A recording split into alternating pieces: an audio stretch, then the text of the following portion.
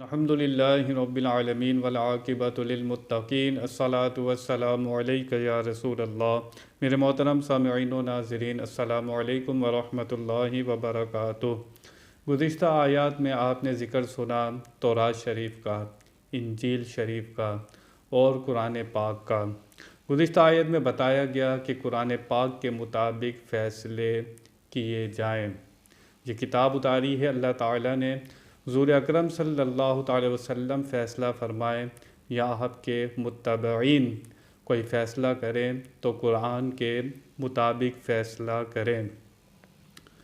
اہل یہود کے علماء نبی کریم صلی اللہ تعالی وسلم کے پاس آئے اور آ کے کہنے لگے کہ ہماری ایک قوم سے دشمنی ہے، اگر آپ فیصلہ ہمارے حق میں کریں، ان کے خلاف کریں، ہم سب کے سب آپ پر ایمان لے آئیں گے۔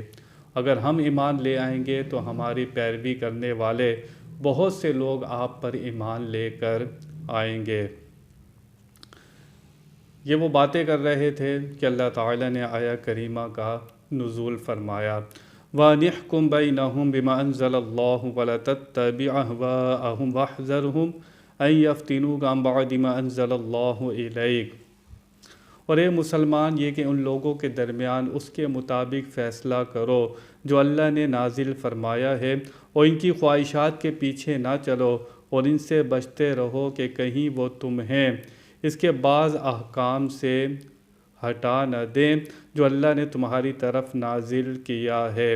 فَإِن تَوَلَّوْا فَاعْلَمْ أَنَّمَا يُرِيدُ اللَّهُ يُصِيبَهُم بِبَعْضِ ذُنُوبِهِمْ۔ پھر اگر وہ منہ پھیریں تو جان لو کہ اللہ انہیں ان کے بعض گناہوں کی سزا پہنچانا چاہتا ہے۔ وَإِنَّ كَثِيرًا مِّنَ النَّاسِ لَفَاسِقُونَ، اور بے شک بہت سے لوگ نافرمان ہیں۔ أَفَحُكْمَ الجَّاهِلِيَّةِ يَبْغُونَ، تو کیا یہ لوگ جاہلیت کا حکم دیتے ہیں؟ وَمَنْ أَحْسَنُ مِنَ اللَّهِ حُكْمًا لِقَوْمٍ يُوقِنُونَ، اور یقین والوں کے لیے اللہ سے بہتر کس کا حکم ہو سکتا ہے۔ اللہ تعالیٰ نے واضح طور پر فرما دیا کہ کسی کی پیروی نہ کرنا جو بے دین ہو، بد مذہب ہو، جو اپنے نفس کی پیروی کرنے والا ہو، ان کی خواہش کے مطابق فیصلہ نہیں کرنا، اس قرآن کے مطابق فیصلہ کرنا ہے۔ حضور سے اللہ تعالیٰ فرما رہا ہے کہ آپ ان کفار کی سازشوں سے بچتے رہیں، ان منافقوں کی سازشوں سے بچتے رہیں، ان سے بچیں۔ جب اللہ تعالیٰ اپنے حبیب کو فرما رہا ہے، صحابہ کرام کو فرمایا جا رہا ہے، ان کفار یہود و نصارہ کی، منافقین کی چالوں سے بچو، یہ کہیں آپ کو حق سے نہ ہٹا دیں، حق کے راستے سے کہیں تمہیں نہ ہٹا دیں۔ تو میں اور آپ کہاں کھڑے ہیں؟ ہمیں اپنے بارے میں سوچنا ہے۔ جب وہ اتنی بڑی ہستیوں پر ان کے داؤ پیج، حالانکہ چل نہیں سکتے، اللہ نے ان کو محفوظ کیا ہوا ہے، لیکن ہم اپنے آپ کو محفوظ نہ سمجھیں، یہ نہ سمجھیں کہ ہم دین پر کاربند ہیں، ہم دین کے اوپر مضبوط ہیں۔ ہمیشہ اللہ کا فضل مانگتے رہنا چاہیے کہ کہیں شیطان ہمیں لغزش نہ دے دے، ہمارا نفس ہمیں کہیں گمراہ نہ کر دے، دنیا کے برے لوگ ہمیں ایمان سے نہ ہٹا دیں، سیدھے راستے سے نہ ہٹا دیں۔ اس آیہ مبارکہ میں یہی حکم دیا جا رہا ہے کہ یہ جو بدکار لوگ ہیں، برے لوگ ہیں، بد مذہب ہیں، ان سے بچتے رہنا ہے اور اپنے آپ کو حق کے راستے پر ثابت قدم رکھنا ہے۔ اللہ تعالیٰ ان کے گناہوں کی سزا دیتا ہے۔ اللہ تعالیٰ کسی پر ظلم نہیں کرتا۔ بندے گناہ کرتے ہیں، نافرمانی کرتے ہیں تو پھر ان پر ان کی پکڑ ہوتی ہے۔ دو طرح کے احکام اللہ تعالیٰ کی طرف سے آتے ہیں، ایک تکوینی ہوتے ہیں، ایک تشریعی ہوتے ہیں۔ یہ تکوینی سے مراد کہ اللہ تعالیٰ نے پیدا فرمایا، دو ہاتھ دیے، پورا جسم دیا، یہ تکوینی حکم ہے اس کا۔ آنکھیں دی اس نے، زبان دی، اس کے اندر انسان کا کوئی دخل نہیں ہوتا۔ اللہ تعالیٰ جیسا چاہتا ہے جس کو پیدا فرماتا ہے، اس میں انسان کے اختیار کا دخل نہیں ہے۔